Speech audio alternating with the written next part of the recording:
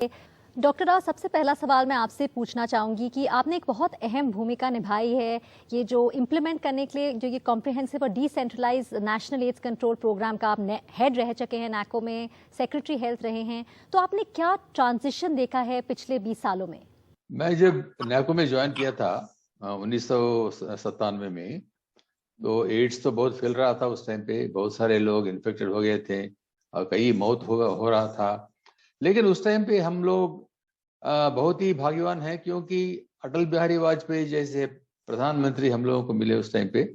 उस political push के वजह से प्रोग्राम बहुत प्रायोरिटी में आया था, रिसोर्सेज भी, पैसा भी मिला था। और ये 20 साल में हम देखा नया इन्फेक्शंस कम तो हुआ है, लेकिन बहुत सारे लोगों को हम लोग एड्स से, मौत से बच सके, क्योंकि उनको ART ट्रीटमेंट दिया गई।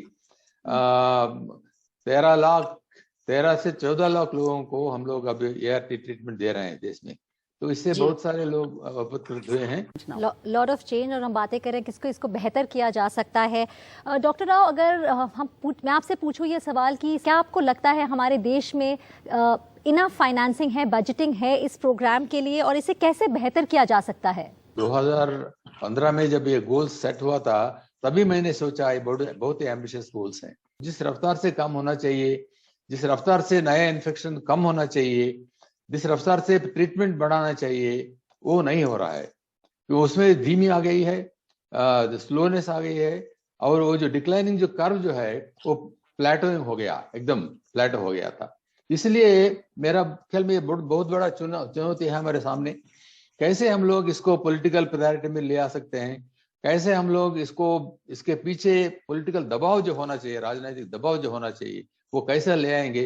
जैसे कि हमारे प्रधानमंत्री जी टीवी प्रोग्राम के बारे में बोल रहे हैं, स्वच्छ भारत के बारे में बोलेंगे, ऐसे ही मेरे ख्याल में एड्स के बारे में भी बहुत उच्च स्तर से सेंट्रल गवर्नमेंट में या स्टेट गवर्नमेंट में भी उच्च स्तर से ये मैसेज आना चाहिए कि एड्स इज इम्पोर्टेंट, इसको हम लोग जितना जल्दी कंट्रोल कर सके उतना अच्छा है। डॉक्टर राव, आपने करीब 2 साल हो गए, आपने ये किताब लिखी थी सेलिब्रेटिंग स्मॉल विक्ट्रीज। किस तरह का रिस्पॉन्स रहा है? मैंने कभी सोचा नहीं 20 साल मैं हेल्थ में काम करूंगा या एड्स के बारे में काम करूंगा।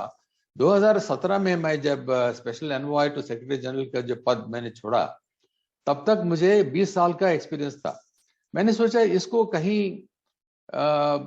कहीं इसको लिख के हम रिकॉर्ड करना चाहिए, क्योंकि इंस्टीट्यूशनल मेमोरी जो होता है वो गवर्नमेंट में कभी होता नहीं है। नया लोग आते हैं, फाइल में जो होते हैं उसी के ऊपर चलते हैं, उसके पहले जो हुआ है उसके बारे में उनको कोई जानकारी नहीं होती है। इसलिए मैंने सोचा एक रिकॉर्ड रहना चाहिए, और पब्लिक हेल्थ कम्युनिटी जो है वो उसको भी बेनिफिट होगा, और स्टूडेंट्स ऑफ पब्लिक हेल्थ जो है वो लोग पढ़ेंगे, MPH करेंगे, उनको भी पता होना चाहिए इम्प्लीमेंटेशन क्या है।